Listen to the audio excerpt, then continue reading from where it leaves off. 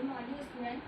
आज हम भूगोल शिक्षण में बीएड सेकेंड ईयर में भूगोल में अधिगम संसाधन पढ़ेंगे कि भूगोल में जो अधिगम संसाधन है उसका क्या महत्व होता है और उसके उपयोग हेतु हमें कौन सी आवश्यक शर्तों का ध्यान रखना चाहिए। सबसे पहले हम जानेंगे कि अधिगम संसाधन क्या है।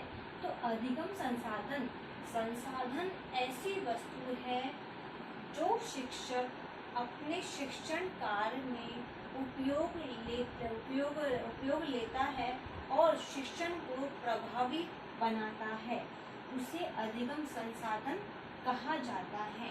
कि अध्यापन कार्य में जो भी हम संसाधन काम में लेते हैं या हम कोई भी उपकरण काम में लेते हैं उन्हें अधिगम संसाधन कहा जाता है। और शिक्षक जब अध्यापन कार्य कराता है तो इनके माध्यम से वह प्रभावी उस चीज को बना सकता है, ठीक है। और विषय वस्तु से संबंधित जो चीजें हैं उसे हम उपयोग में लेते हैं, तो क्या हो गया अधिगम संसाधन। अब इसके उपयोग हेतु आवश्यक शर्तें कौन कौन सी हो जाएगी।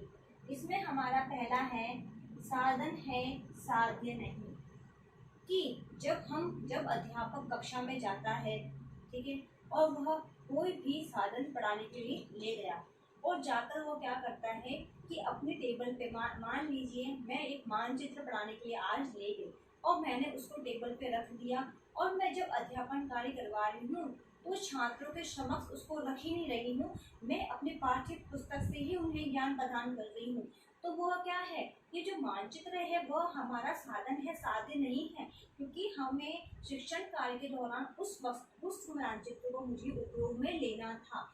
तो ऐसा होता है कि जब हम अध्यापन कार्य करवाते हैं, जब हम भूगोल शिक्षण संबंधित जो भी सामग्री का उपयोग करते हैं उसे हम साधन के रूप में उपयोग करना चाहिए, ना कि साध्य के रूप में। अगर हम चीजों को साधन के रूप में प्रयोग करते हैं प्रत्येक चीज को भूगोल शिक्षण में, तो छात्र के समक्ष जब हम ज्ञान प्रदान करते हैं तो बालकों को उसमें पढ़ने में रुचि उत्पन्न होती है और छात्र को जल्दी समझ में भी आता है।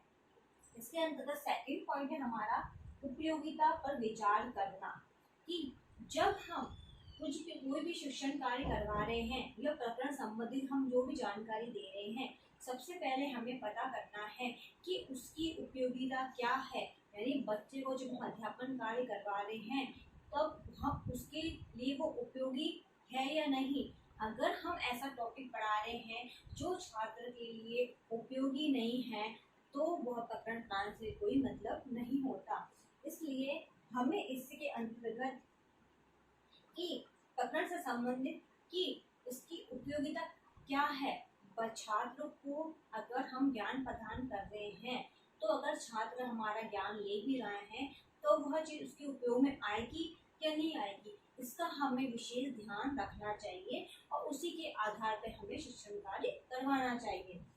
थर्ड पॉइंट है हमारा स्थायी ज्ञान देने के लिए। कि विषय वस्तु का स्थायी ज्ञान हमें देना चाहिए। जब हम शिक्षण कार्य करवाते हैं, ठीक है, तब हमें जब हम कक्षा में हम छात्रों को पढ़ा रहे हैं तो हमें उस चीज का स्थायी ज्ञान देना चाहिए।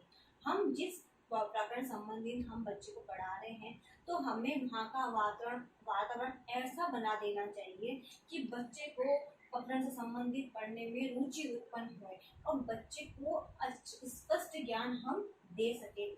ऐसा नहीं है कि हम प्रोजेक्ट के द्वारा पढ़ा रहे हैं बालक को और जो हम पढ़ाना चाहते हैं वो तो आ नहीं रहा है, दूसरी को चीजें हमारी वहाँ पे स्टार्ट हो गई है और बच्चे को स्थायी ज्ञान मिल नहीं रहा है।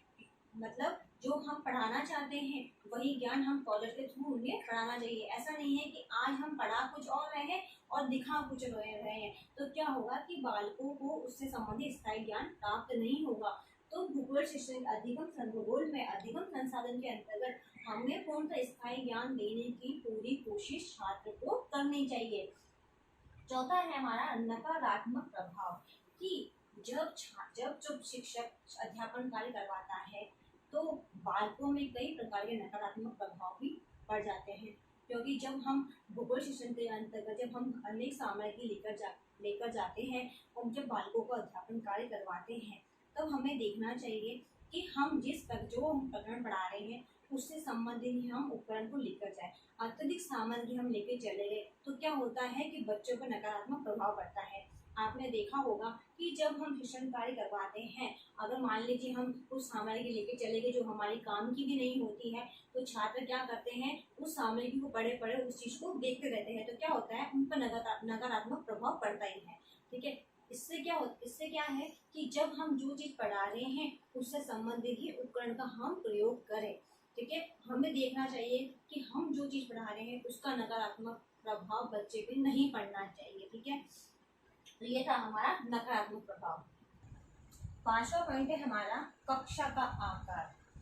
अध्यापक को यह ध्यान में अवश्य रखना चाहिए कि जहाँ पर हम शिक्षण कार्य करवा रहे हैं तो कक्षा का आकार कैसा है, मतलब छोटा है या बड़ा है, उसके अकॉर्डिंग हमें अध्यापन कार्य करवाना चाहिए।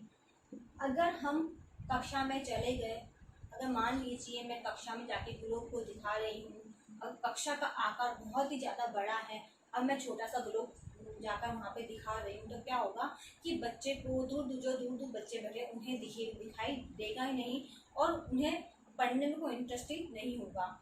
और या फिर 10-15 बच्चे बैठे हैं और मैं बड़ा मानचित्र जाकर दिखा दूंगी तो क्या होगा कि उन्हें बहुत बड़ी बड़ी चीज़ें दिखेगी, तो उन्हें पढ़ने में तो भी इंटरेस्ट नहीं आएगा।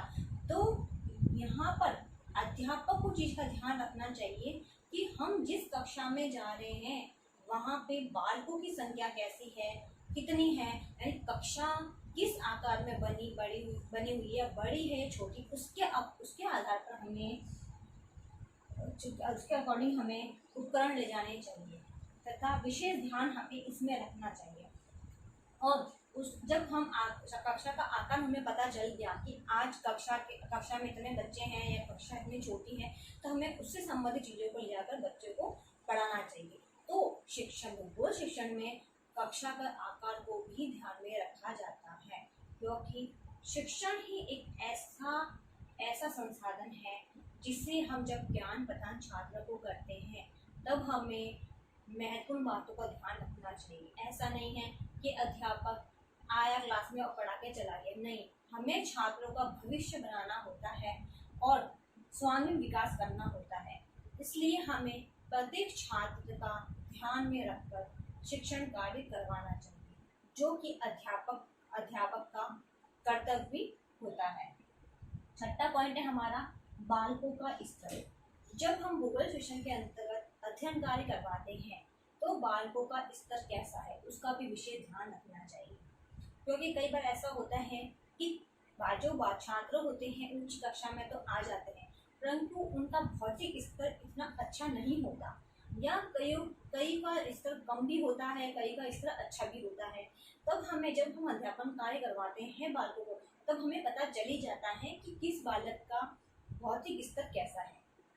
तो हमें अध्यापन कार्य करवाते समय बालक के स्तर के अकॉर्डिंग हमें पढ़ाना चाहिए।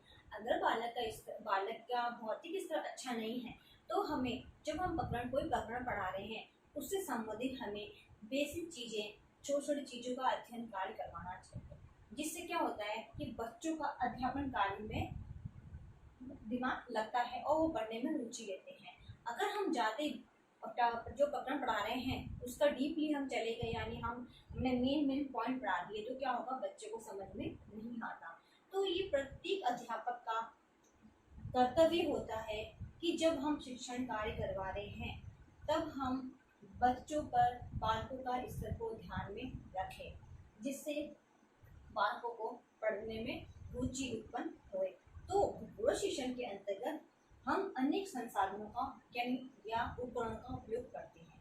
इसके लिए हमें जो मैंने आपको आवश्यक जो शर्तें बताई हैं इसका ध्यान रखना चाहिए, उसके बाद ही हमें संसाधन का उपयोग करना चाहिए। इसमें अध्यापक जब इन संसाधनों का उपयोग करता है तो वह उपकरण से संबंधित उपयोगिता को बताता है। जैसे कोई भी उपकरण है संबंधित वह छात्र को ज्ञान देगा कि इसका किस चीज़ में उपयोग होता है, और वो क्या करता है कि अपने अध्यापन कार्य को प्रभावी और सटीक बनाता है। क्योंकि अध्यापक को पता चल जाता है कि जब हम किसी प्रकरण संबंधी छात्रों को ज्ञान दे रहे हैं तब हमें उस प्रकरण को कैसे पढ़ाना है। तो अध्यापक का ही दायित्व होता है कि जब हम शिक्षण कार्य करवा रहे हैं तब छात्रों के जो आवश्यक शर्तें हैं जो मैंने 6 बताई है उसका विशेष ध्यान रखना ही चाहिए, जिससे क्या होता है कि अध्यापक को भी संतुष्टि हो जाती है कि हमने अध्यापन कार्य करवाया है उसको छात्र पढ़ पा रहे हैं, और छात्रों को भी ये अनुभव होता है कि जो हमारे अध्यापक ने पढ़ाया है वह हमें समझ में आ रहा है। तो दोनों के संबंध में एक मतलब संतुष्टि का भाव हो जाता है कि जिससे लगता है, छात्रों को भी लगता है कि शिक्षक जो हमें ज्ञान प्रदान कर रहा है उससे संबंधित हमें जानकारी भी आ रही है, यानी छोटी चीजें भी हमें पता चलती है। तो अध्यापक को सूक्ष्म से सूक्ष्म चीजों का उपयोग करना चाहिए। अधिगम संबंधित जो भी संसाधन उपकरण उनका ज्ञान छात्रों को देना चाहिए। तो भूगोल में अधिगम संसाधन के यहाँ पे आवश्यकताएं यहाँ पर खत्म होती है। आज का आपका गृह कार्य है कि भूगोल में अधिगम संसाधन क्या है और उसमें उपयोग के लिए आवश्यक शर्तें कौन सी होती हैं, आप बताइए।